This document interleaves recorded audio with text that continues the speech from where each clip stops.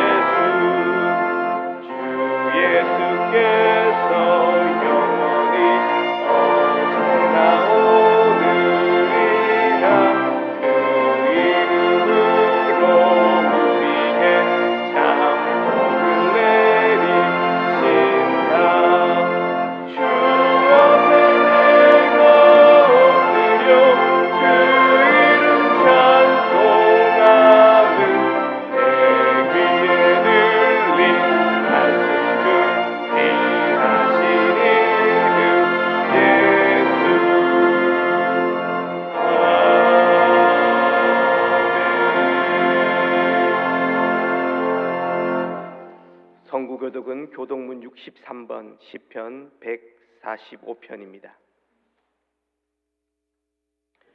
왕이신 나의 하나님이여, 내가 주를 높이고 영원히 주의 이름을 송축하리이다.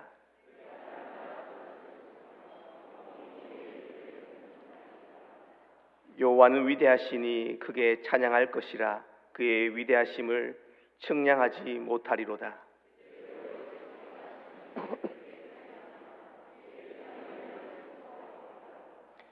주의 존귀하고 영광스러운 위엄과 주의 기이한 일들을 나는 작은 소리로 읊조리리이다.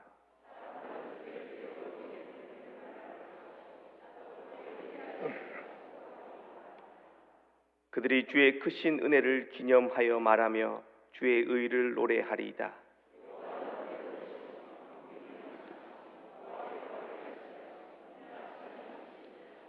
여호와께서는 모든 것을 선대하시며 그 지으신 모든 것에 긍휼을 베푸시는도다.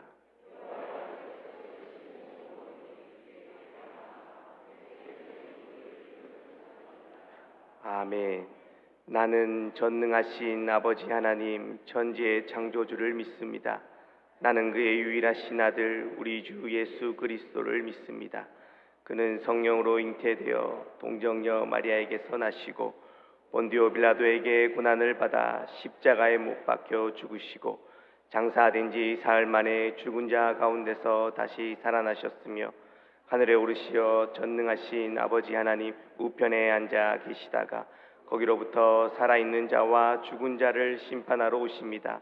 나는 성령을 믿으며 거룩한 공교회와 성도의 교제와 죄를 용서받는 것과 몸의 부활과 영생을 믿습니다. 아멘.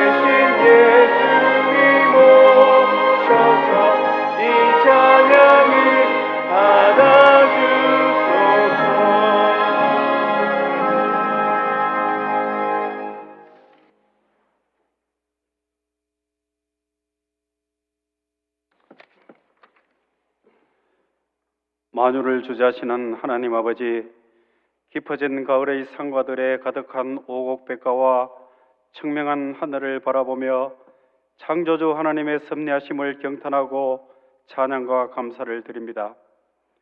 독생자 예수 그리스도를 이 땅에 보내주시어 죄로 물들었던 저희를 십자가의 보혈로 구원해 주신 은혜에 감사드립니다. 경건으로 대림절을 준비하며 공동체의 형제자매들이 함께 주님 앞에 나와 영과 진리로 올려드리는 예배를 받아 주옵소서.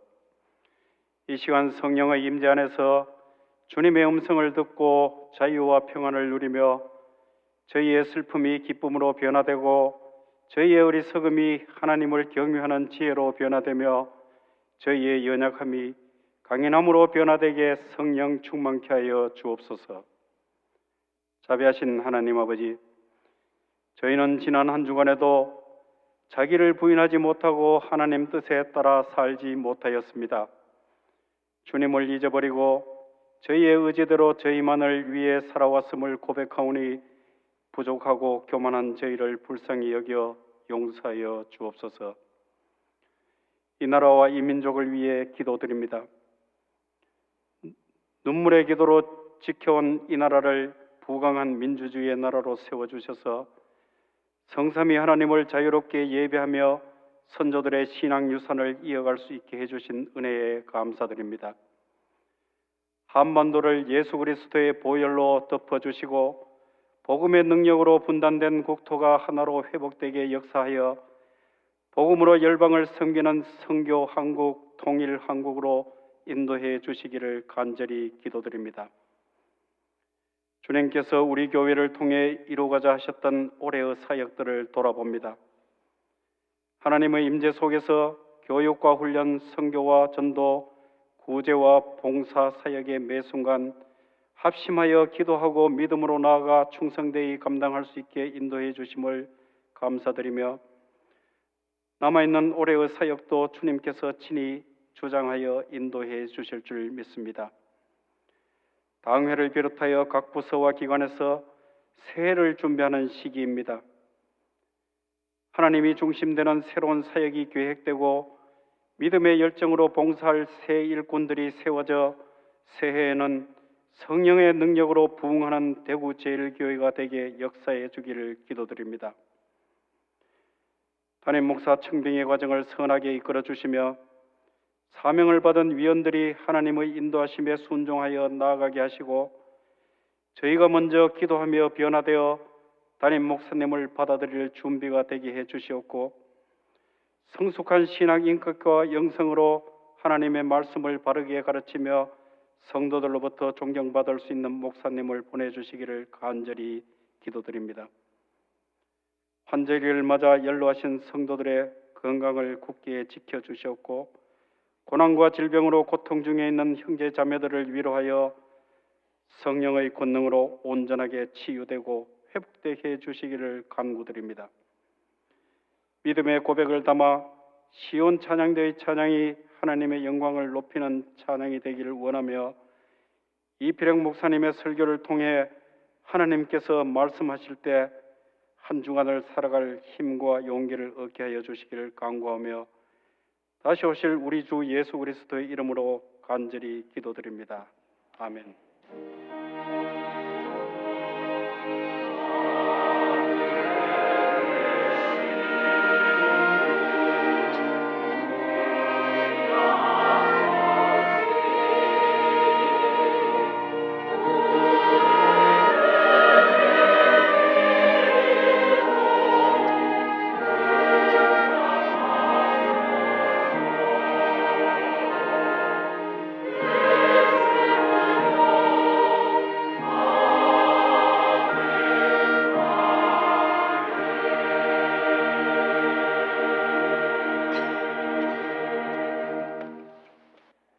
전후 좌우에 계신 분들을 바라보며 인사하겠습니다. 주님은 나의 왕이십니다. 오늘 본교회에 처음 오신 분들을 주님의 이름으로 환영합니다. 본당 2층 새가족실에서 등록하시고 안내 받으시기를 바랍니다. 오늘 오후 예배는 2단 세미나로 진행되며 권남계 목사님께서 말씀 전해 주시겠습니다. 모든 재직들은 공예배 및 기도회에 참석해 주시기 바랍니다. 오늘 오후 예배 후 부목사 청빙권으로 재직회가 있습니다. 부임 광고입니다. 영화부의 신에덴 전우사님께서 부임하셨습니다. 결혼 광고입니다. 이재정 장로님과 이명주 권사님의 자녀 이지은 양과 이정빈 군의 결혼 예식이 11월 30일 토요일 오후 1시 10분 호텔 라운제나에서 있습니다. 나머지 광고는 주보를 참고하시겠습니다. 다 같이 하나님께 봉헌하겠습니다.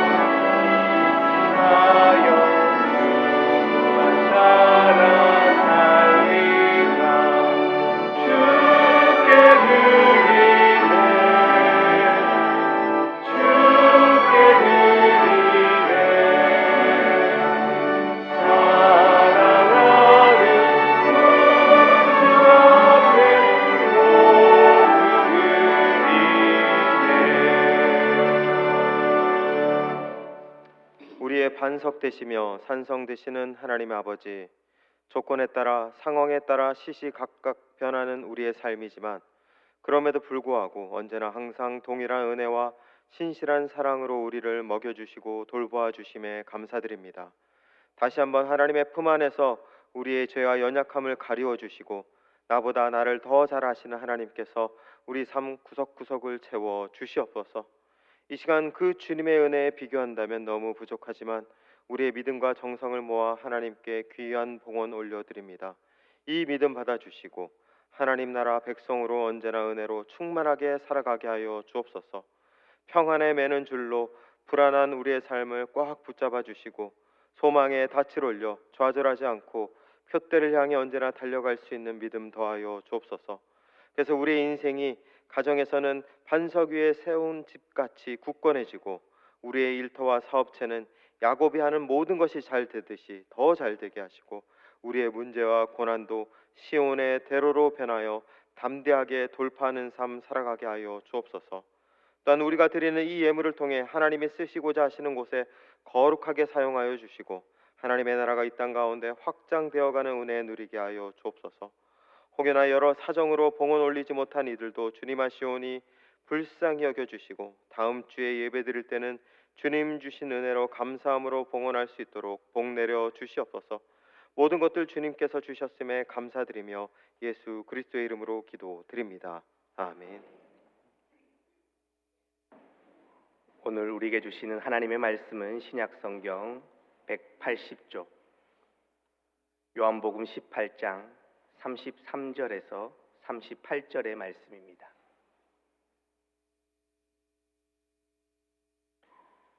말씀을 봉독하겠습니다.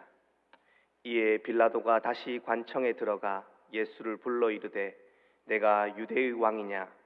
예수께서 대답하시되 이는 내가 스스로 하는 말이냐 다른 사람들이 나에게 대하여 하는 내게 한 말이냐? 빌라도가 대답하되 내가 유대인이냐? 내 나라 사람과 대제사장들이 너를 내게 넘겼으니 내가 무엇을 하였느냐? 예수께서 대답하시되 내 나라는 이 세상에 속한 것이 아니니라. 만일 내 나라가 이 세상에 속한 것이었더라면 내 종들이 싸워 나로 유대인들에게 넘겨지지 않게 하였으리라. 이제 내 나라는 여기에 속한 것이 아니니라. 빌라도가 이르되 그러면 내가 왕이 아니냐? 예수께서 대답하시되 내 말과 같이 내가 왕이니라. 내가 이를 위하여 태어났으며 이를 위하여 세상에 왔나니 곧 진리에 대하여 증언하려 함이로다. 무릇 진리에 속한 자는 내 음성을 듣느니라 하신대 빌라도가 이르되 진리가 무엇이냐 하더라.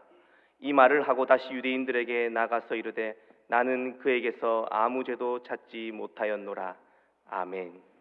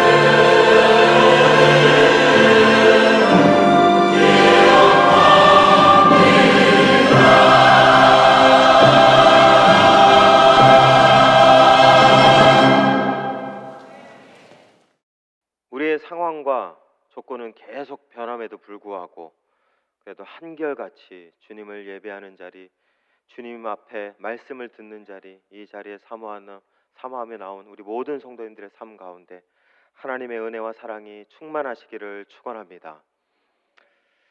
내가 유대인의 왕이냐? 빌라도가 예수님을 본 순간 했던 첫 마디는 내가 유대인의 왕이냐입니다.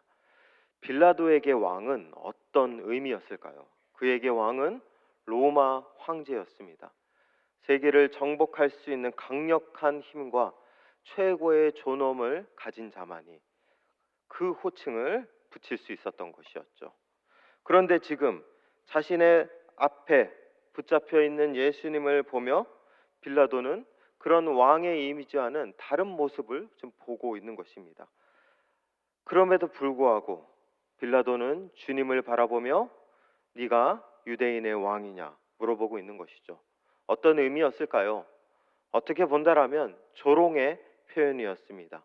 주님을 왕으로 인정하기보단 그렇게 네 제자들은 네가 붙잡히자마자 도망가기 바쁜 오합지졸들이었고 이런 초라한 행색으로 내 앞에 놓여 있는 네가 진짜 유대인의 왕이냐 조롱하고 있는 것입니다. 그런데 우리 주님은 이렇게 조롱하는 말을 듣고 있음에도 불구하고 자신을 그렇게 경멸하는 눈빛으로 바라보는 빌라도 앞에서 한치의 흔들림도 없었습니다. 오히려 주님은 빌라도에게 반문하고 있죠. 34절 말씀입니다. 예수께서 대답하시되 이는 내가 스스로 하는 말이냐 다른 사람이 나에 대하여 내가 내게 한 말이냐. 주님은 오히려 이 말이 유대인의 왕이냐라는 이 말이 너의 고백이냐 아니면 다른 사람들이 하는 말을 듣고 하는 말이냐 묻고 있는 것입니다. 주님은 지금 이 재판의 실체가 무엇인지 정확하게 알고 있었습니다. 이 재판의 실체는 바로 유대 종교 지도자들이 빌라도에게 고발한 재판입니다. 당시 종교 지도자들은 예수님을 반사회적 인물로 보았습니다. 그가 기적을 일으키고 하나님의 말씀을 전할 때마다 그들이 세워놓은 율법의 체계, 종교 질서 이 모든 것들이 다 무너지게 될까 봐 두려웠던 것입니다. 그래서 종교 지도자들은 예수님을 죽이기 위해서 빌라도에게 고발한 것입니다.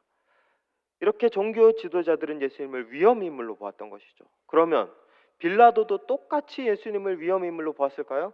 사실 빌라도는 그렇지 않습니다. 오히려 빌라도는 신문을 하면 할수록 그에게 죄가 없다라는 사실을 더 잘 알게 되었습니다. 38절 말씀입니다. 빌라도가 이르되 진리가 무엇이냐 하더라. 이 말을 하고 다시 유대인들에게 나아가서 이르되 나는 그에게서 아무 죄도 찾지 못하였노라. 빌라도는 예수님의 무죄함을 잘 알고 있었습니다. 그런데 결말 이 재판의 판결이 어떻게 났죠? 십자가형으로 주님을 그렇게 십자가에 매달아 죽였습니다. 무죄했음에도 불구하고 빌라도는 주님에게 법정 최고형을 내린 것이죠. 왜 그랬을까요? 이해관계 때문에 그렇습니다. 빌라도에게 사실 지금 중요한 것은 주님이 죄를 저질렀느냐 안 저질렀느냐 그것이 아닙니다. 빌라도에게 중요한 것은 이 내가 하는 판결에 따라서 어떠한 결과가 나타나느냐입니다. 만약에 빌라도가 주님을 무죄함으로 놓아주었다라면 풀어주었다라면 유대사회 종교 지도자들의 거센 반발에 부딪혔을 것입니다. 그렇기 때문에 그 반발을 보고 싶지 않았던 것이죠. 자신에게 다가올 손해와 불이익을 겪고 싶지 않았던 것입니다. 그래서 예수님의 무죄함을 보고도 그를 십자가형에 내렸던 것입니다.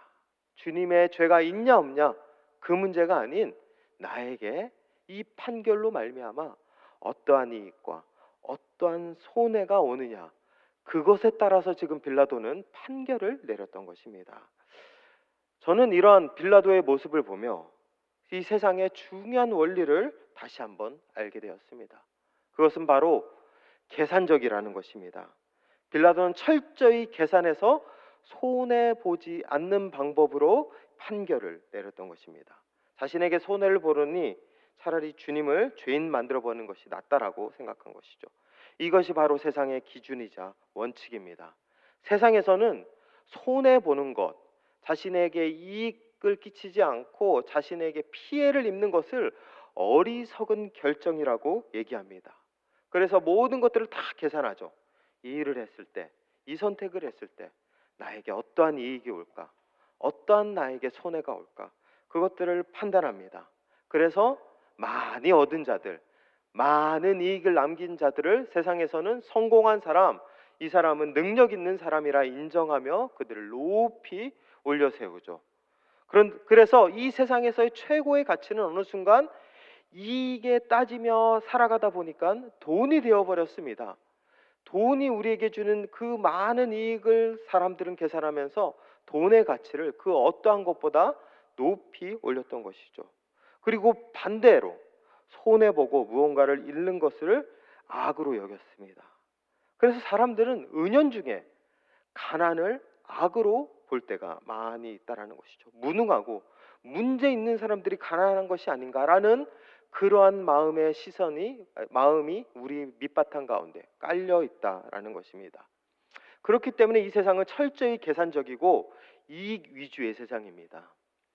그럼 여러분들은 이런 의문이 들 수 있죠. 목사님, 그게 나쁜 것인가요?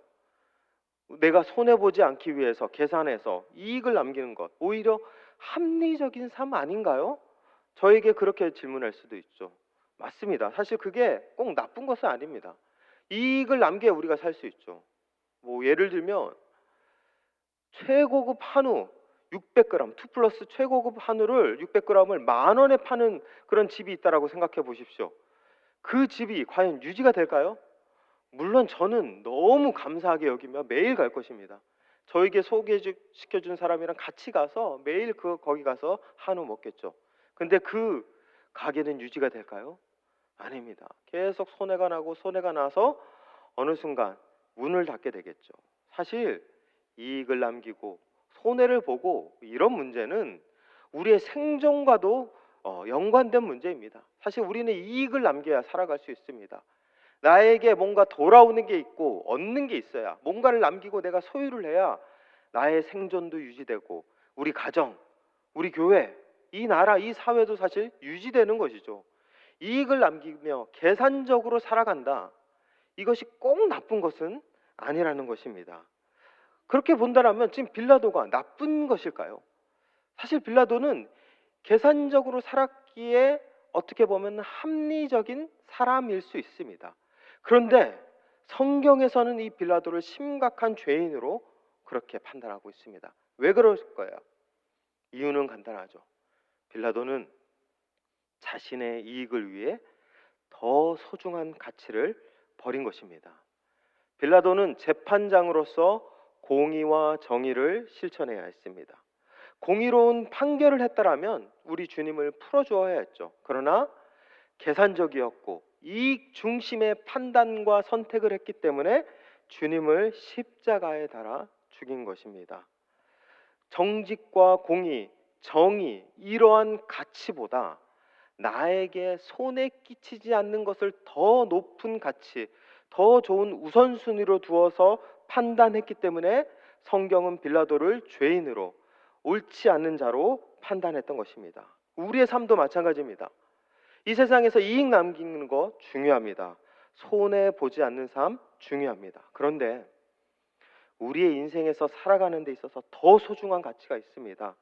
우리가 손해를 본다 할지라도, 희생한다 할지라도 붙잡아야 할 높은 가치가 있습니다. 그 가치를 붙잡아야 인간이 인간다워질 수 있습니다. 하나님이 우리에게 주신 이 형상을 훼손하지 않는 채 우리의 그 온전한 인간으로서의 존엄성을 유지할 수 있다라는 것이죠. 빌라도는 그것을 저버렸습니다. 어쩌면 세상도 그 가치를 후순위에 놔둔 것일지도 모릅니다. 우리 하나님이 우리에게 주신 인간됨의 가치, 더 고귀한 가치가 있음에도 불구하고 이것이 나에게 손해가 되고 이득이 되고 그런 것만 따져 살아가는 삶, 그러한 세상, 어떻게 본다라면 우리가 그 속에 살아가고 있다라면 우리는 이 세상의 잘못된 가치로 살아가고 있는 것입니다.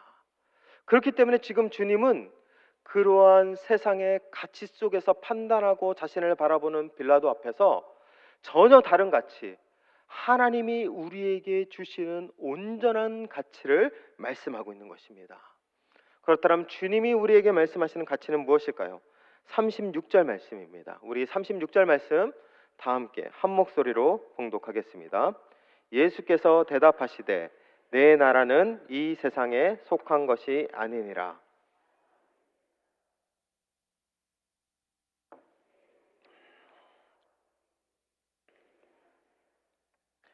이제 내 나라는 여기에 속한 것이 아니니라. 아멘.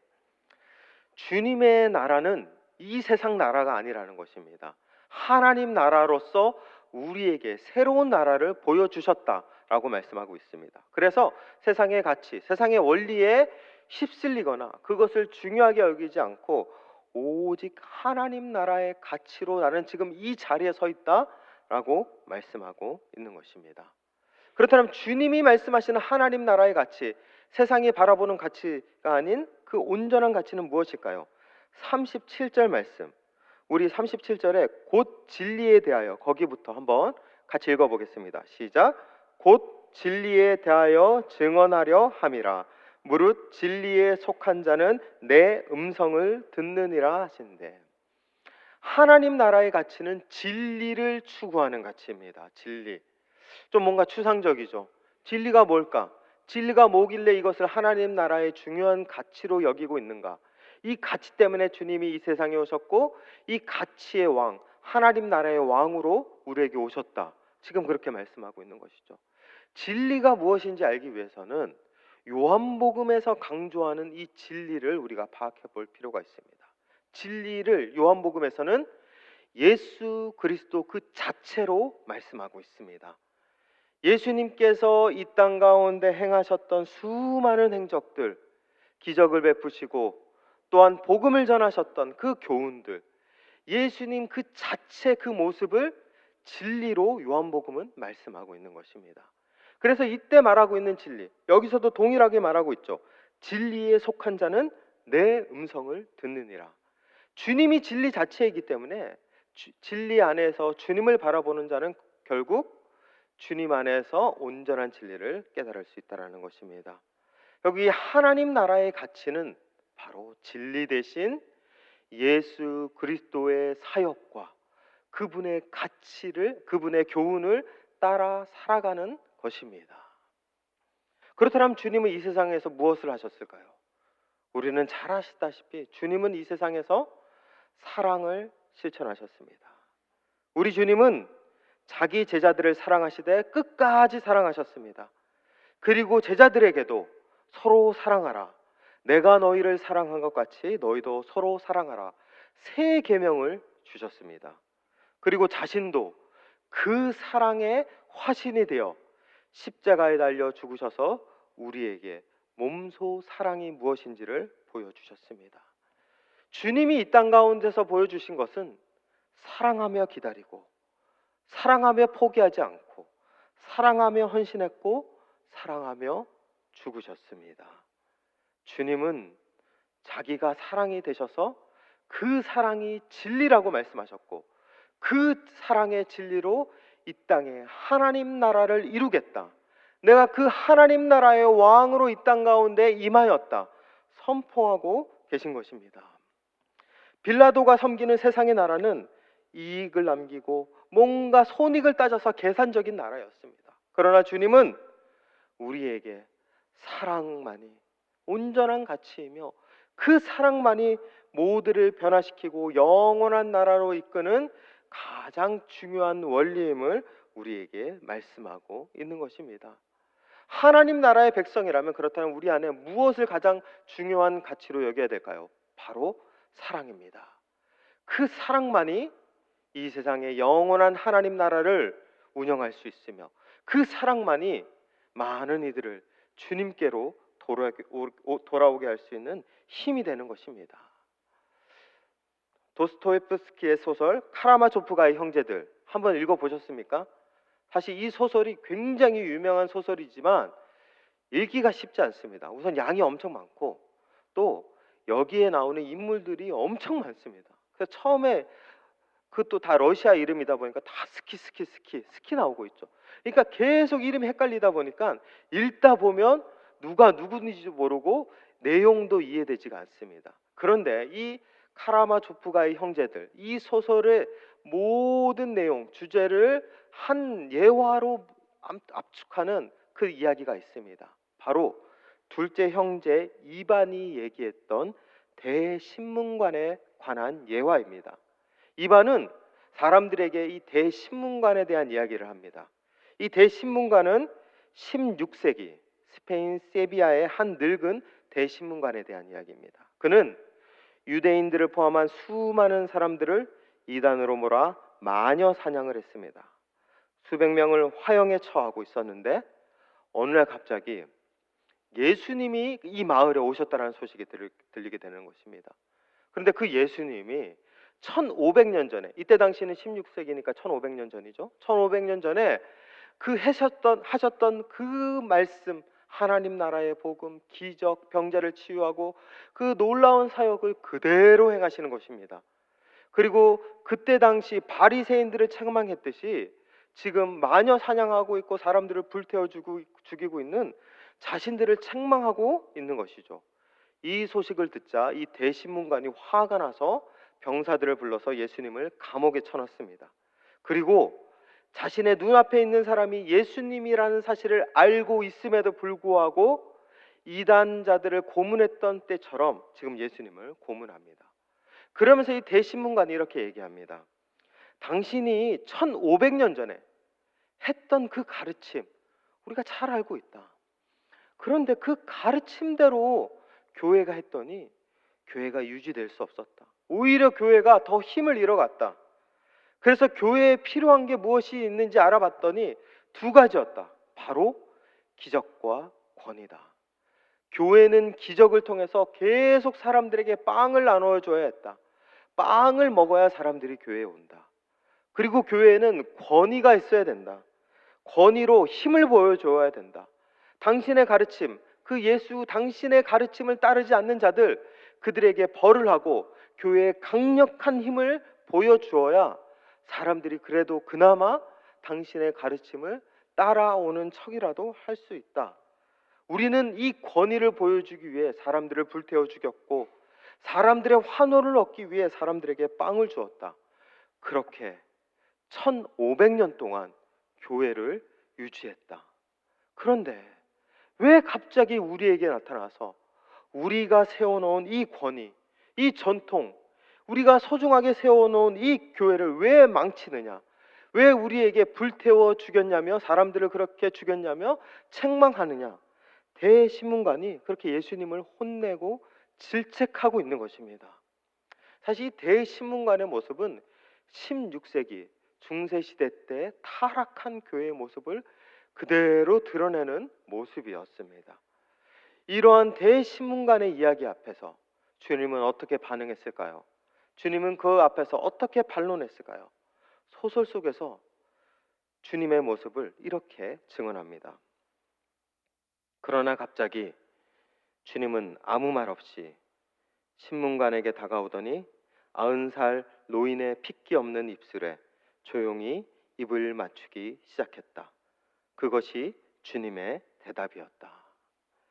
당신이 우리에게 빵을 주지 않아서, 권위를 주지 않아서 지금 우리가 이렇게 고생하고 있다. 빵을 달라, 권위를 달라, 그렇게 말도 안 되는 요구를 하고 있는 대신문관. 그 신문관 앞에서 주님이 한 대답은 사랑이었습니다.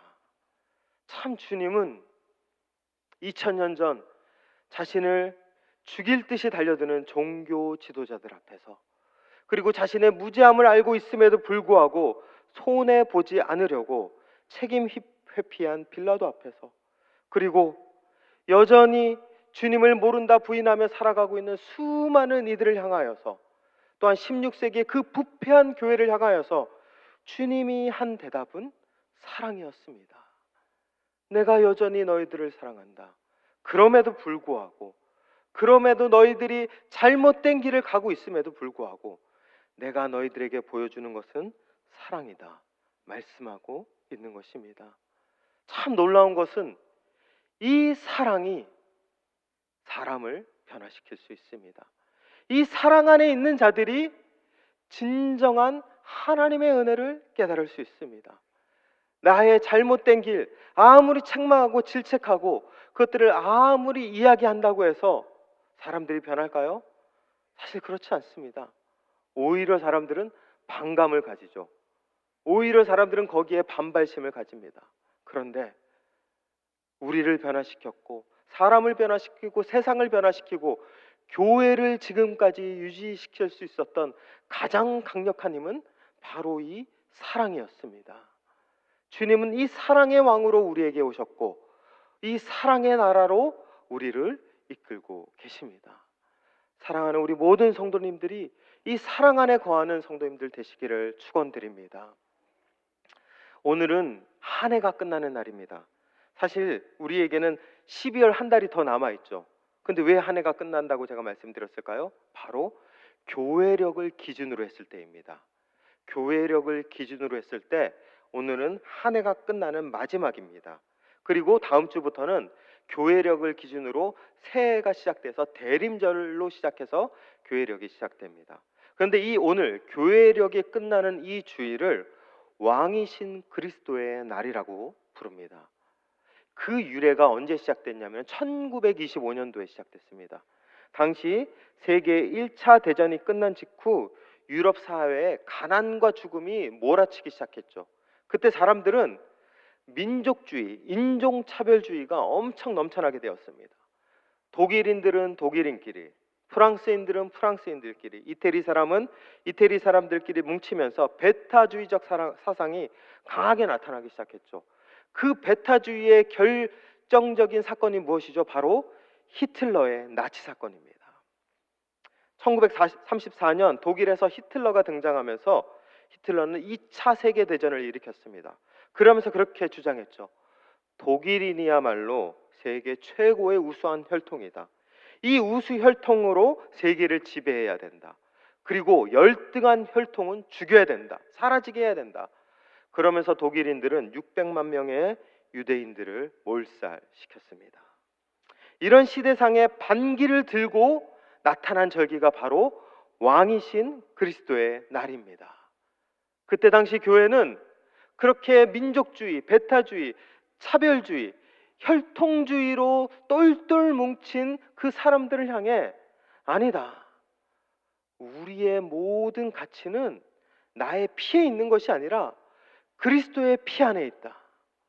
그리스도의 그 사랑, 오직 우리의 왕 되신 그리스도만이 우리를 하나로 묶을 수 있고 우리가 그 주님 안에 참된 자녀라는 사실을 교회는 외치기 시작했습니다. 그리고 그때부터 왕이신 그리스도의 날을 제정하여 교회력의 끝나는 날, 한 해가 끝나는 그 마지막에 왕이신 그리스도의 날로 섬기며 그렇게 나아가게 되었습니다. 사랑하는 우리 모든 성도님들, 올 한 해 어떻게 사셨습니까? 손해보지 않게 그렇게 나에게 뭔가 이득이 되는 것이 무엇이 있을까? 계산하며 세상에서는 합리적이라고 말하며 그 수많은 가치 속에서 함몰되어 살아가셨습니까? 그렇다면 거기서 여러분들은 어떤 이득을 얻으셨습니까? 사실 그렇게 내가 무언가를 얻으려고 아둥바둥 살았던 우리의 삶을 다시 되돌아보면 여전히 그대로인 우리의 삶을 돌아보게 됩니다. 그러나 주님이 말씀하신 이 사랑의 가치로 살아갔다라면 어떨까요? 지금 당장 내 앞에 사랑으로 희생하고 헌신하고 손해보는 삶이 뭔가 나에 있어서 마이너스 인생 같아 보입니다. 그러나 우리가 그렇게 끝까지 사랑하며 나아가게 될 때 우리 가족을 사랑하고 내 옆에 있는 성도를 사랑하고 교회를 사랑하고 이 나라를 사랑하며 나아가게 될 때 그때 우리 안에 내 손에 주어진 것이 없다 할지라도 주님이 주시는 은혜, 주님이 주시는 영원한 하나님 나라를 우리는 소유하며 붙잡으며 나아가게 될 것이라는 것입니다. 우리 모든 성도님들이 사랑으로 살아가시길 바랍니다. 예수님이 우리를 사랑하셨던 그 사랑으로 우리의 삶을 가장 좋은 가치로 나아가시길 바랍니다. 혹여나 목사님 전 사실 어떻게 사랑해야 될지 모르겠습니다. 사랑이란 말이 그런 좋은 말인데 내가 어떻게 사랑해야 되는지 잘 모르겠습니다. 그렇게 질문하시는 분이 계신가요? 사실 사랑은 대물림입니다. 내 안에는 사랑이 없습니다. 내 안에는 사랑하고 싶어도 어떻게 사랑해야 되는지 모릅니다. 그렇기 때문에 주님이 먼저 우리를 사랑하셨습니다. 조건 없이, 자격 없이 있는 그대로 우리를 사랑하셨습니다.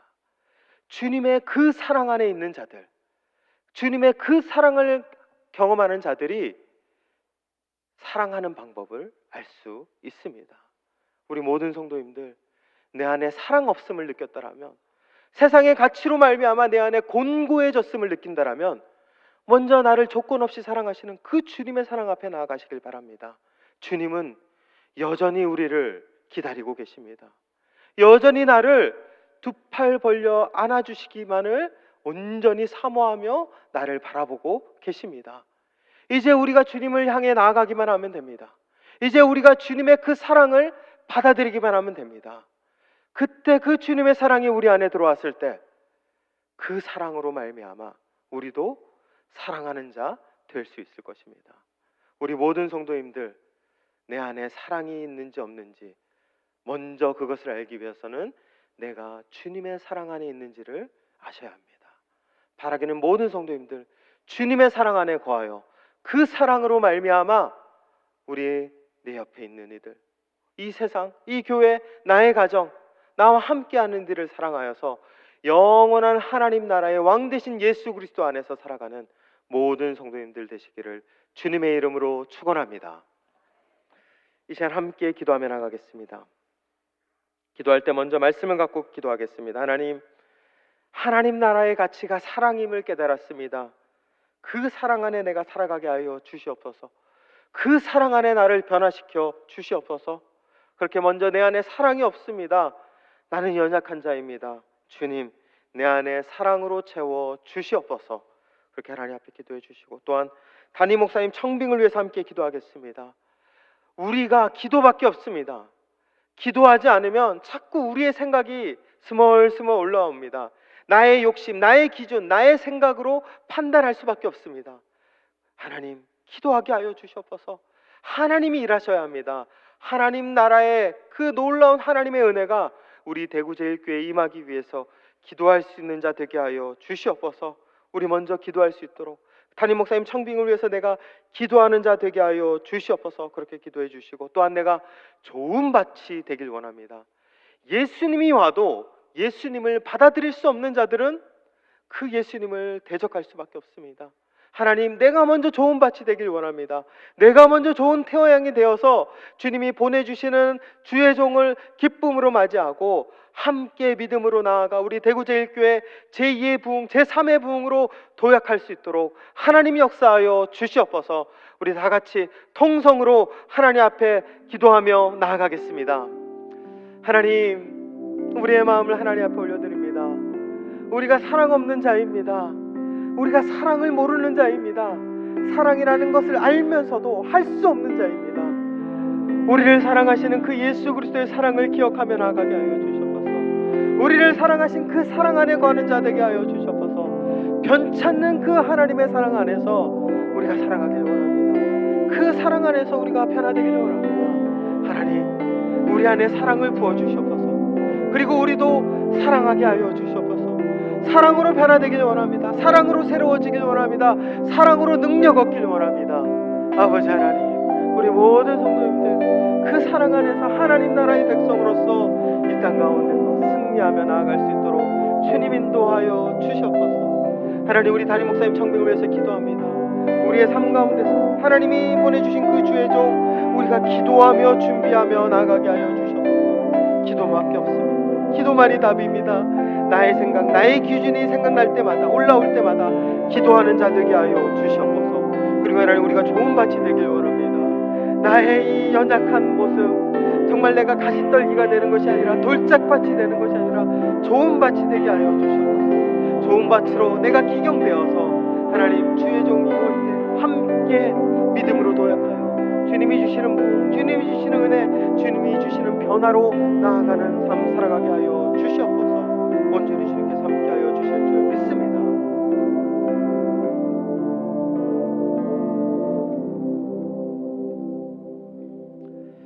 하나님, 우리의 삶에 사랑이 필요합니다.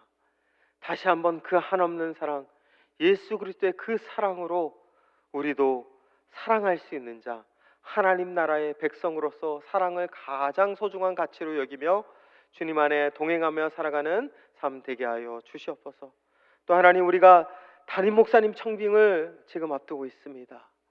기도로 준비하며 우리의 마음을 기경하여 좋은 밭이 되어 하나님이 일하시는 것을 믿음으로 바라보며 함께 걸어갈 수 있는 모든 성도님들 될 수 있도록 주님 인도하여 주시옵소서. 모든 것들 주님께서 함께 주실 것을 믿으며 예수 그리스도의 이름으로 기도드립니다. 아멘. 다 같이 일어나셔서 결단의 찬양 하시겠습니다.